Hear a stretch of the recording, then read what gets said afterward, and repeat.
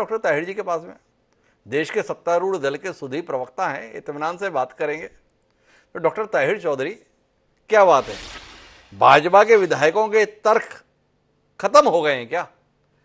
जो मल्ल युद्ध लड़ने के लिए विधानसभा को मैदान समझ बैठे, जो भारतीय जनता पार्टी लोकसभा में विपक्षी दलों के गर्भगृह में आने को लेकर लोकतंत्र के लिए काला दिन बता देती है, उसी भारतीय जनता पार्टी के विधायक जम्मू कश्मीर विधानसभा में गर्भगृह में तो आना छोड़िए, सत्तारूढ़ दल के विधायकों के गिरेबान तक पहुंच गए। भाई क्या हो गया ऐसा?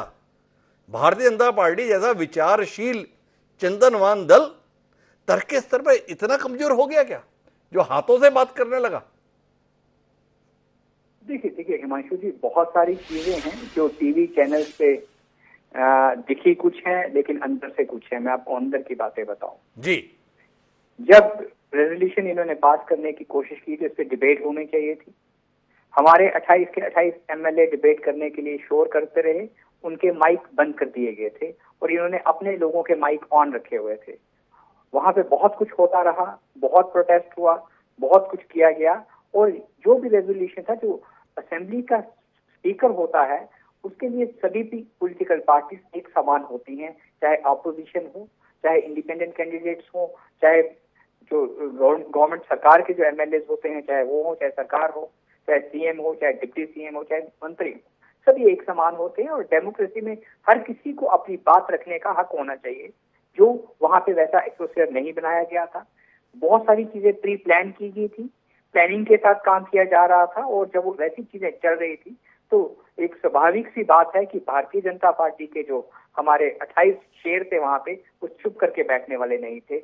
और ईंट का जवाब पत्थर से देने वाले इंसान वहां पे बैठे हुए थे और उन्होंने उस चीज का पूरा प्रोटेस्ट किया।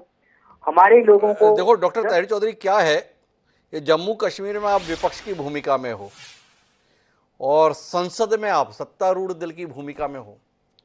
ये माइक बंद करने का आरोप संसद में भी बड़े लगते हैं, वो आपको ध्यान रहते हैं कि नहीं रहते हैं? वो संसद में जो भाषण देते हैं विपक्ष के नेता, उन भाषणों के तमाम अंश बाद में डिलीट कर दिए जाते हैं, वो आपको पता रहता है कि नहीं रहता है? आपको नहीं लगता है कि एक राष्ट्रीय स्तर पर आपने मिसाल कायम कर दी है और जो शिकायतें आपकी हैं वो कमोबेश वैसी लग रही हैं जैसी देश के स्तर पर विपक्ष करता है, अब जम्मू कश्मीर के संदर्भ में आप कर रहे हैं? क्या उम्मीद करें? संसद के सत्र में इस बार राहुल गांधी का माइक बंद होने की शिकायत तो नहीं आएगी? नहीं, देखिए, राहुल गांधी जैसे हम बराबरी नहीं कर सकते। राहुल गांधी साहब कुछ भी कर सकते हैं। जो मैं बात कह रहा हूँ, हकीकत में कह रहा हूँ, सच्चाई से कह रहा हूँ, ये आपको सुननी पड़ेगी, क्योंकि अगर आपने मुझे पैनल पे बुलाया है तो मेरी बातें सुननी पड़ेंगी। हमारे एमएलए को एक को 5-5, 8-8, 10-10 लोगों ने उठा के बाहर फेंका है। 6 एमएलए हमारे इंजर्ड हो गए वहां पे। और जो वहां पे हालात उनके साथ किए गए हैं, मुझे नहीं लगता है कि जम्मू कश्मीर की असेंबली में आज तक ऐसा हुआ होगा। अभी थोड़ा टाइम पहले पीडीपी के साथ हमारी सरकार थी, हमारे सीएम भी थे, हमारी डिप्टी सीएम भी थे, हमारे स्पीकर भी थे, डिप्टी स्पीकर भी थे, लेकिन हम लोगों ने कभी भी जम्मू कश्मीर की असेंबली में इस तरह का हालात नहीं बनने दिया। हम उनकी भी बात सुनते थे, अपनी भी बात आगे रखते थे।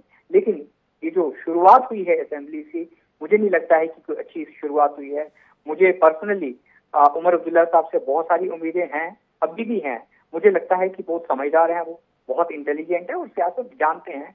जैसे उन्होंने शुरुआत की थी, मुझे लग रहा था, और उन्होंने कहा था कि मैं दिल्ली के साथ अच्छे रिलेशन रखना चाहता हूं, क्योंकि मैं जम्मू कश्मीर की डेवलपमेंट चाहता हूं, जम्मू कश्मीर की तरक्की चाहता हूं, जम्मू कश्मीर को आगे लेके आना चाहता हूं। लेकिन जो पिछले 3-4 दिन में हम देख रहे हैं, मुझे लगता है कि उमर अब्दुल्ला साहब को इस चीज पे सोचना पड़ेगा। और जम्मू कश्मीर के नहीं, जम्मू के लोगों की भी बहुत सारी उम्मीदें सरकार के साथ हैं। अच्छा डॉक्टर ताहिर चौधरी, ये उमर अब्दुल्ला को ही सोचना पड़ेगा या आपको लगता है कि देश के प्रधानमंत्री सम्माननीय नरेंद्र मोदी और देश के सम्माननीय गृह मंत्री अमित शाह जी को भी सोचना पड़ेगा? वो उमर अब्दुल्ला सरकार ने प्रस्ताव पारित किया था कि हमें पूर्ण राज्य का दर्जा प्रदान किया जाए। केंद्र सरकार के प्रतिनिधि हैं सम्माननीय लेफ्टिनेंट गवर्नर, उपराज्यपाल बोलते हैं हम हिंदी में, नाम उनका मनोज सिन्हा है। उन्होंने भी तुरंत उस प्रस्ताव पर हस्ताक्षर करके दिल्ली भेज दिया था। खबर ये भी आ रही थी कि दिल्ली भी तैयार हो गई है।